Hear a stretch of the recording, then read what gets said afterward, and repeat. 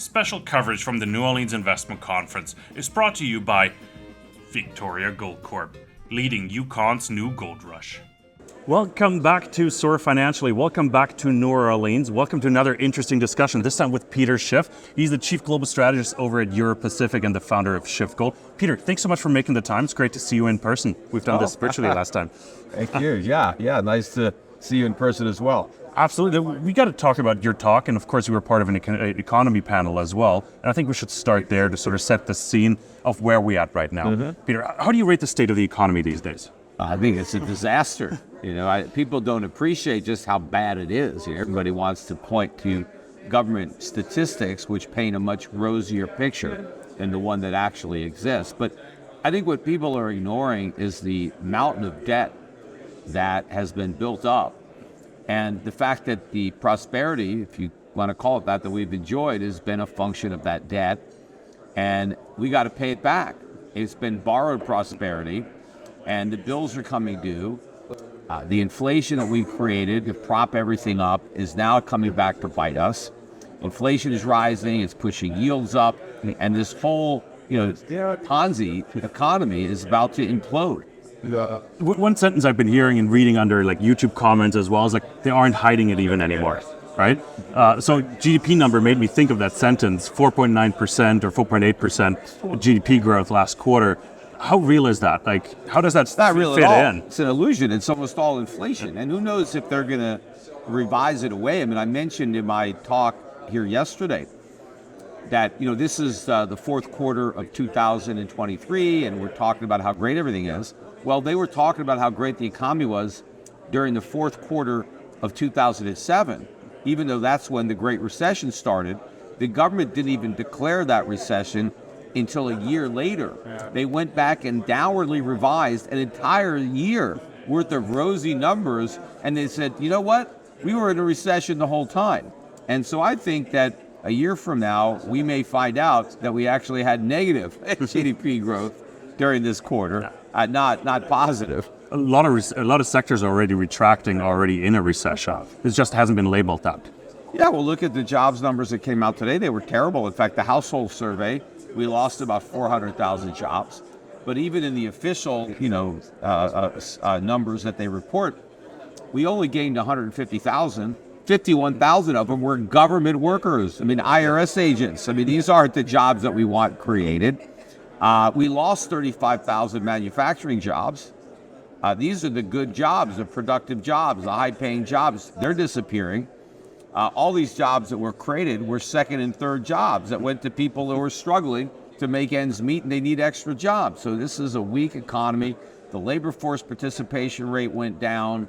Unemployment went up. So bad news across the board. Absolutely. We had the UAW strike end more or less this week. How much was that a factor in that number as well? Because they quoted a lot of the jobs that were lost during that quarter was part of the strike. Companies had to lay off people because they couldn't, they weren't working. The factories were standing still. We'll see if they bring them back, because now the costs are going up. I think a lot of companies are going to be cutting back on their workers because the wages are going up. So they can't afford to buy as much labor at higher price points. But also the economy is contracting because everybody is struggling with higher prices and higher interest rates, which are also a price. Well, we had the FOMC meeting this week, and Jerome Powell spoke on Wednesday. They're staying put. There's nothing happening. They're quite dovish, actually, in their remarks. What do you make of that? And let's put it in perspective. Bonds dropped massively. Bond yields dropped massively the last 48 hours. Yeah, I think bond traders still don't get it. They're looking at the Fed. They're looking at some of the economic data, today's weak jobs numbers in particular, and they're thinking that, okay, this means the Fed is done. They're going to cut rates. But they also think it means that inflation is going to come down, because they don't understand that inflation is not a byproduct of economic growth. They think if we just have slower growth, we'll have lower inflation. We're actually going to have higher inflation, because the slower economic growth actually causes a reduction in production of goods, but at the same time, it blows out the deficit. And so if we have bigger deficits, that means the Fed has to monetize more debt, we have more QE, and the dollar goes down. In fact, the dollar had a terrible day today. It had a horrible week. In fact, from a technical perspective, it was called an outside reversal week, where we took out the high from the previous week and then closed below the low of that week, the dollar to me looks like it's about to drop pretty big.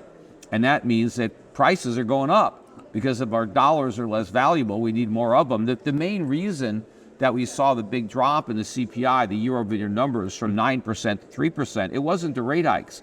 It was the strength of the dollar. The dollar went up, and that brought down commodity prices, and that brought down the CPI. But now that the dollar is going to surrender those gains, we're going to reverse that improvement, and now we're headed back up to 9% and the CPI, the opposite direction that the Fed is claiming it's going. Absolutely. Dixie lost 2 points, as you said, like from 107 to 105. That's a big drop in a very short period. Yeah, we were above 107 yesterday, and we were below 105 today. Massive swing. Massive swing. Also, gold at the same time shot over $2,000. I wouldn't say strong word. Yeah, gold was ticked over $2,000. Yeah, gold, and it settled below, but the gold stocks are up 5% today. That's a nice move. Maybe it's a leading indicator. We'll see. They've been lagging for a while, but I don't think gold's going to trade below 2,000 much longer. There's not that many days left, and then once it really takes off, I think once we get up maybe above 2,100, I don't think we'll ever see sub 2,000 again. How geopolitical is the gold price right now, and the move that we've seen the last month, actually? I don't know. I think it should be a bigger issue politically.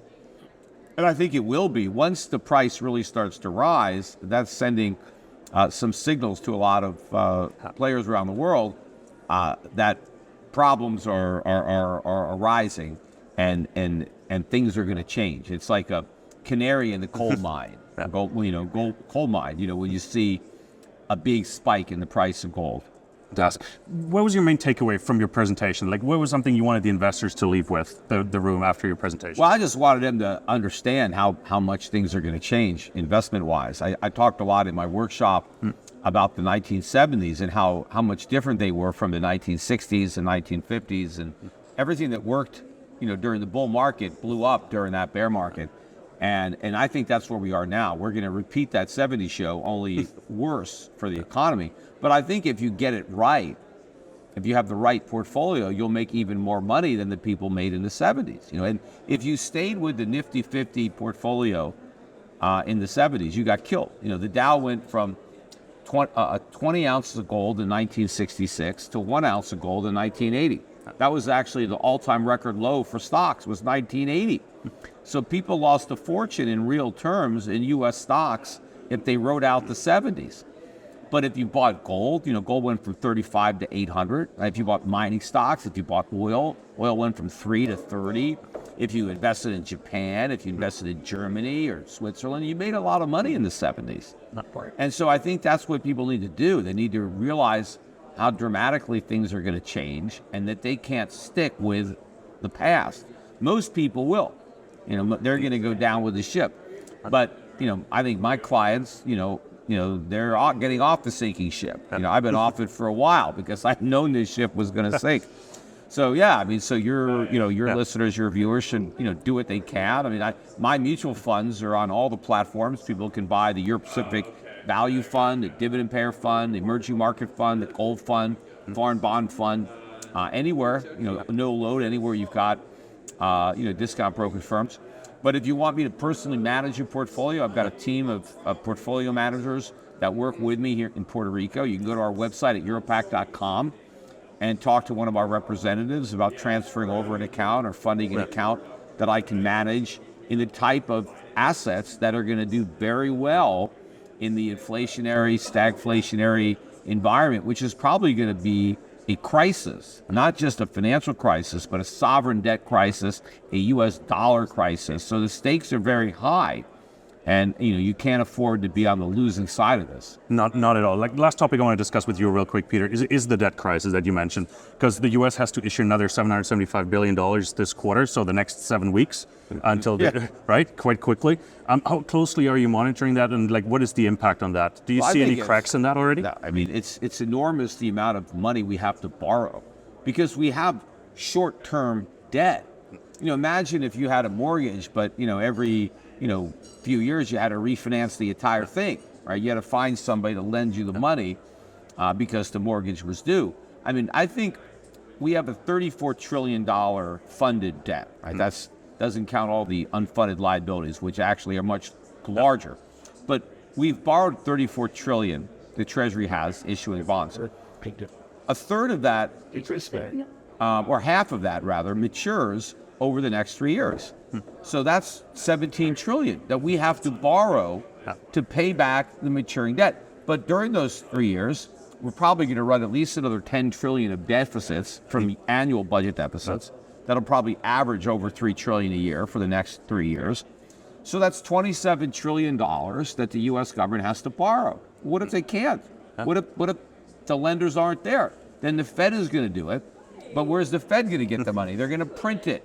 So that's massive inflation. That's where we're headed. The Fed is going to monetize all this debt because there aren't enough private sector lenders willing to lend the money. Now, if rates went up to 10 or 15%, maybe there'd be takers. The problem is we can't afford to pay that. We're broke. We have to declare, bankruptcy as a nation. So to prevent that from happening, it's the Fed that's going to step up. Last question. How do you see that whole situation, the debt crisis, the massive, the $34 trillion debt crisis, solve itself? Is there a solution? There's no solution. There's just default.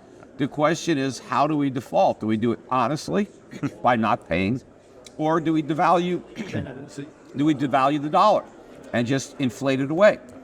But inflation is the more politically expedient choice, but it's the more damaging for the economy.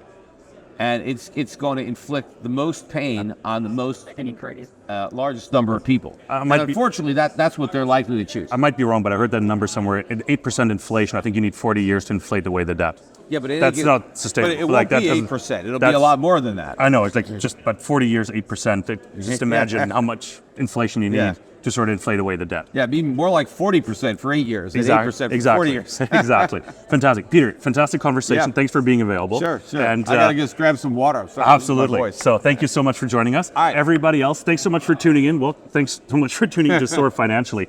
Hit that subscribe button. Follow Peter on Twitter as well. And thanks so much for your time. We'll be back with lots more from New Orleans. All right. Fantastic. Awesome, Peter. That was fast, quick paced. I love it. This is